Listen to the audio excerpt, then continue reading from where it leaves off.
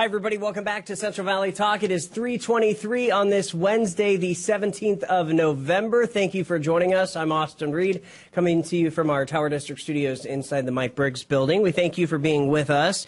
A big story that's in the news just within the last week or so. Well, really, this started about 3 weeks ago, and we've got. Did it start about 3 weeks ago? Is that when this whole thing? With that letter, yes. With this letter, right? So this is from the County of Fresno. It's a courtesy letter. And joining us inside our Tower District studios today is Christina. Yes. And Debbie. Welcome. Thanks for joining us. Thank you. Thank you for having us. Have you guys been on Central Valley Talk before? Or? I had several years ago. I think it was in 2016. Okay. I came to talk about CLM Farms when we first started our kids camps. Interesting. Okay, Yes. very good. And this is your first time, right? Yes. Okay, very good. Well, welcome. Okay. I want to read a portion of this letter a little bit later on, but first let's start from the beginning of when this whole thing started. And whoever wants to take that question. Okay. Take it away. Maybe that's for me. So I bought the property in Northeast Clovis, 13616 East Bullard Avenue. It's 20 acres.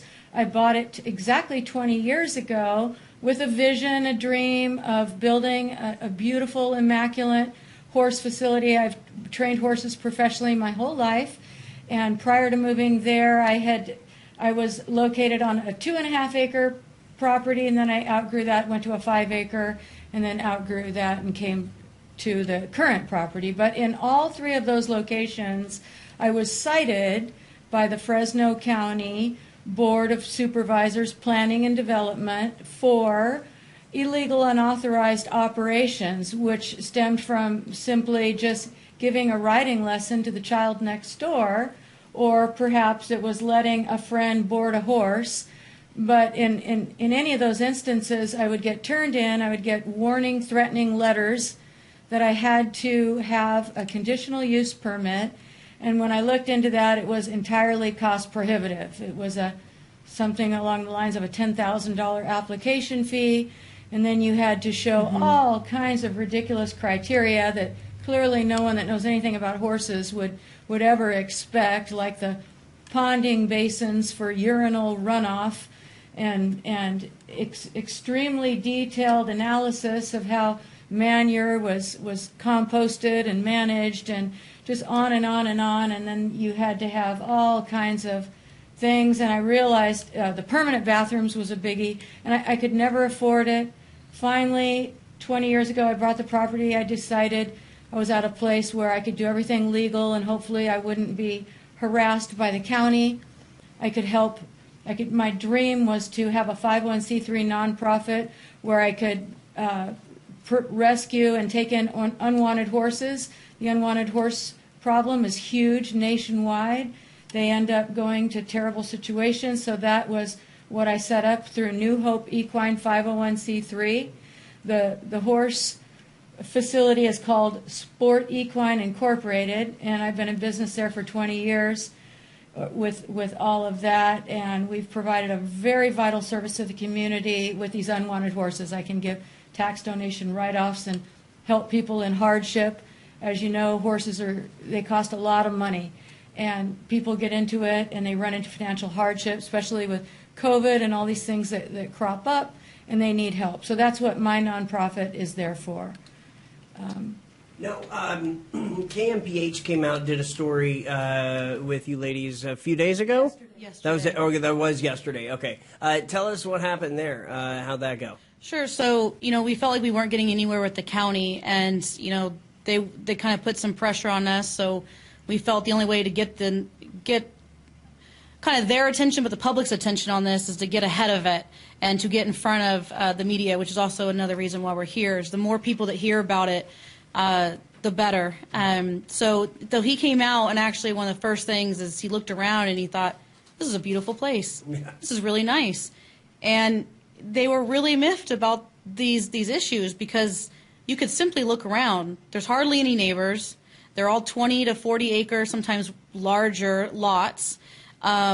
The place is beautiful. The wedding venue is just immaculate. The horse facility is also just tip-top shape. And so there really shouldn't be any problems, any issue. And anybody that comes to visit that place would easily see that these are frivolous and unfounded complaints. And that's one of the reasons we had them out there, and we're trying to get ahead, because not only do we need to put out this fire immediately so we can continue our business, that the people that have horses there are not living in fear that they have to move them somewhere else or find somewhere else for them to go, but also some of these kids, this is some of their only therapy that they have. And some of them, this is their third or fourth riding school that they've gone to by the time they're 7, 9 years old, because everybody keeps closing because of this county issue, 90% of it. So that's why we're really trying to get ahead of this. We've got to stop this, this kind of harassment. And then also we need to pave the way, a clear and concise way for other people to be in compliant. The $10,000 deposit is not over-exaggerated. That is what, if you call and say, I want some friends to keep some horses in my property, what do I need to do? That's what they require, just to start. And it is unfair, because you can go to any other agriculture. You could start up a poultry farm. You could take some plywood and make a shack on the side of the road and sell some strawberries. Yet we have to jump through all these hoops that are completely unnecessary.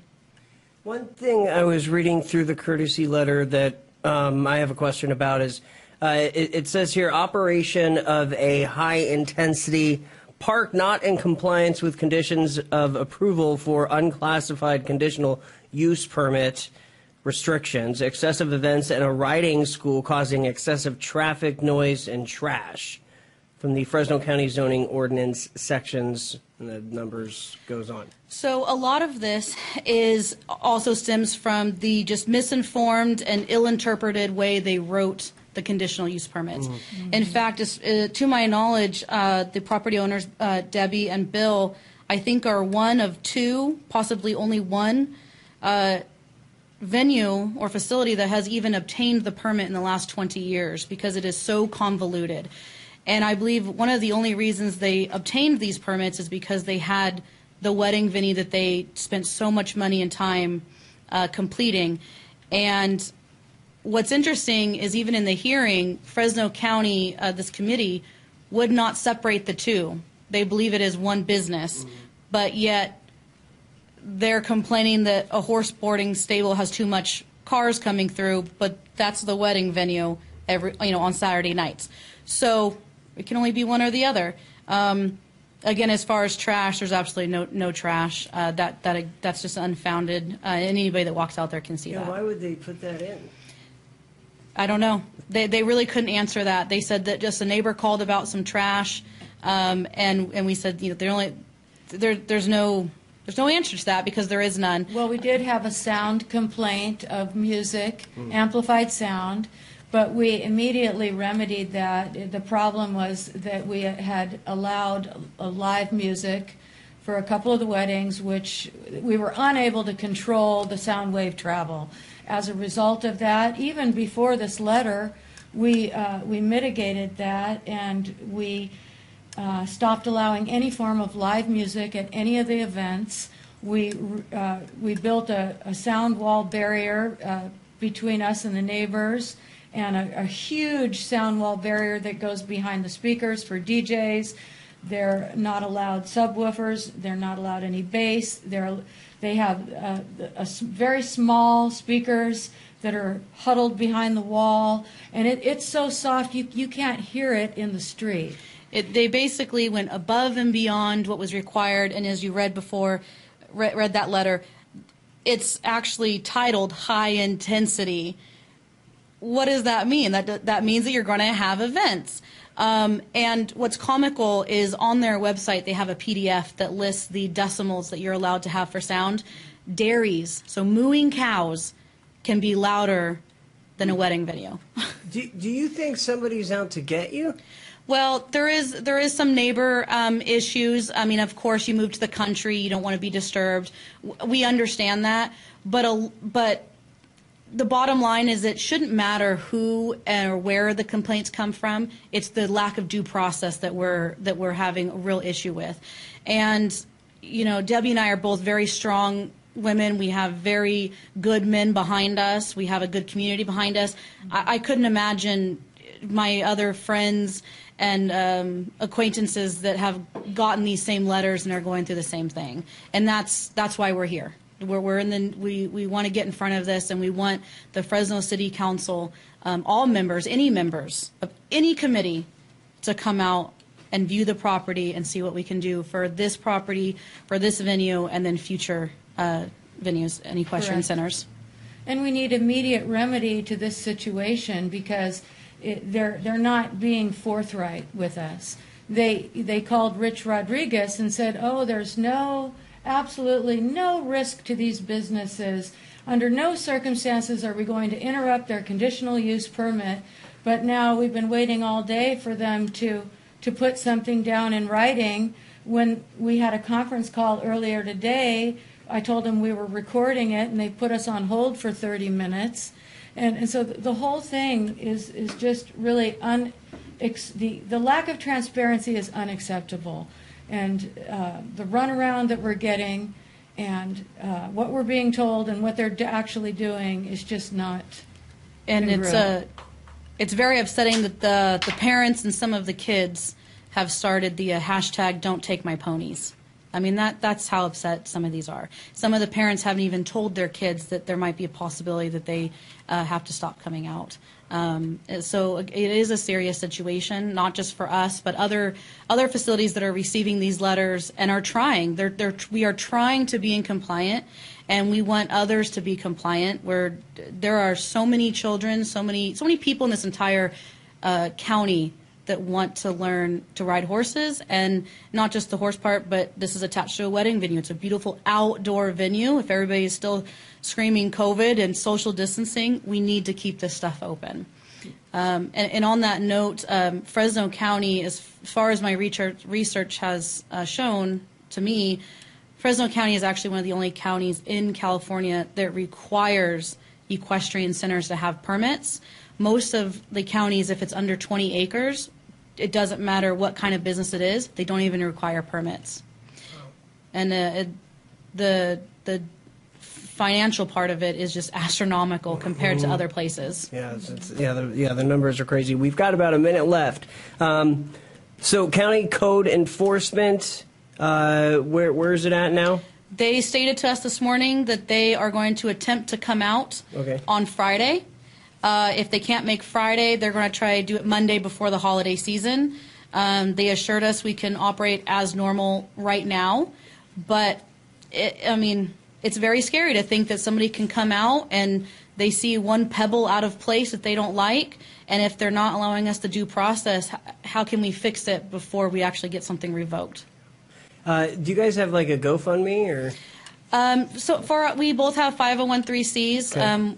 I have a GoFundMe for our winter hay fund because, as everybody knows, inflation's going up. So the cost of providing feed for the horses has actually, I believe, has gone up 5 times in the last year and a half, 2 years. So the same horse that is providing services for kids is now costing 5 times as much.